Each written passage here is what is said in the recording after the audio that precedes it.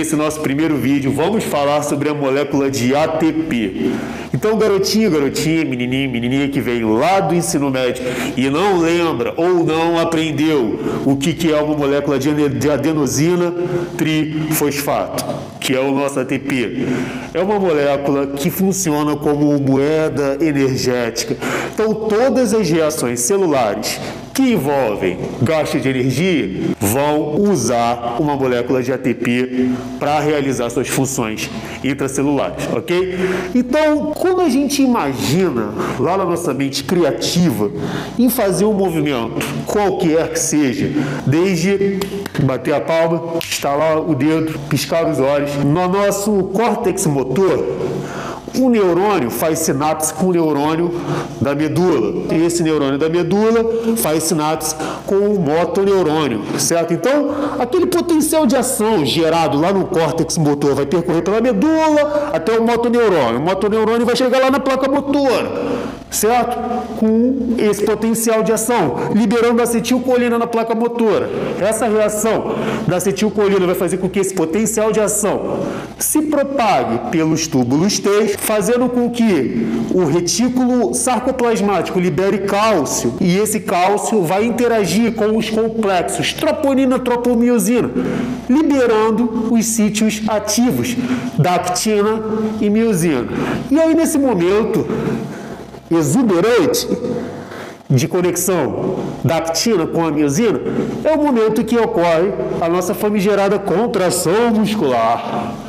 Nessa contração muscular ocorre o gasto de ATP, adenosina trifosfato, que é o que a gente conhece e interpreta como energia.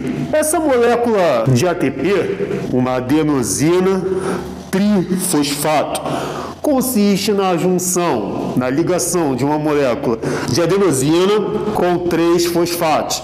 E a adenosina, por sua vez, consiste na junção de uma molécula de adenina com uma molécula de ribose. A adenina, ela é uma base nitrogenada, muito semelhante ao aminoácido, e ela é presente em vários nucleotídeos, como o RNA, como o DNA.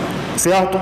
E ela também é presente em carreadores elétricos, como nicotinamida de adenina de nucleotídeo, que é o nosso NAD, e como a flavina de adenina de nucleotídeo, que é o nosso FAD, que a gente vai ver mais lá para frente na via glicolítica e na via aeróbia, no ciclo de Krebs. E junto dessa adenina vai estar ligado uma ribose, que é um açúcar que não tem mistério, certo? Na ponta mais extrema teremos 3 fosfatos. A ligação do fosfato mais distante é a ligação mais energética, que é a ligação que é utilizada para quebrar e gerar energia para a contração muscular, que é o nosso ponto de maior importância quando a gente estuda bioenergética voltado para a educação física. A ligação do meio é a ligação com uma carga média de energia, e a ligação mais próxima da ribose é a ligação com menos energia. E aí existem enzimas que são ATPases,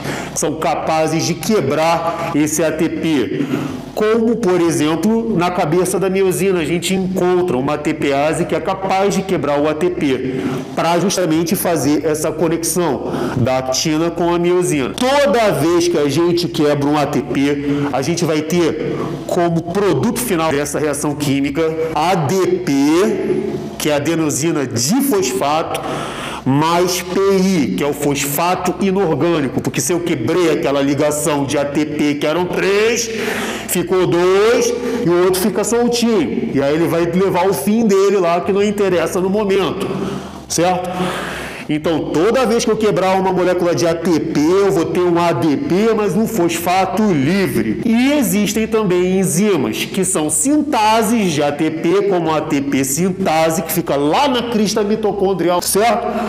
e elas são capazes de ressintetizar ATP. Elas vão dar o jeito delas lá, que eu vou explicar mais lá na frente, lá que eu não vou falar disso agora, mas elas juntam, dão um jeito de juntar isso de novo. E não são só elas que fazem isso, existem outras enzimas que a gente vai entender como é que funciona. E esse ATP também ele serve como uma fonte de energia temporária, que permite que a célula armazene ele, só que ela não pode armazenar ele em grandes quantidades, porque o ATP ele é hidrofílico.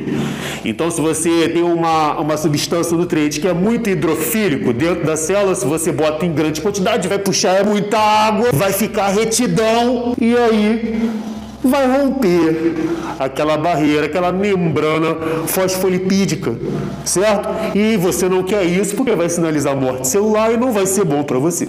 Então ele armazena até um pouco de ATP, a célula muscular, mas ela tem outras formas de produzir ATP à base de outros substratos, seja a base de glicogênio, seja a base lipídios, ou seja, transformando aminoácidos em glicose para ir produzir ATP a partir de glicose, não importa.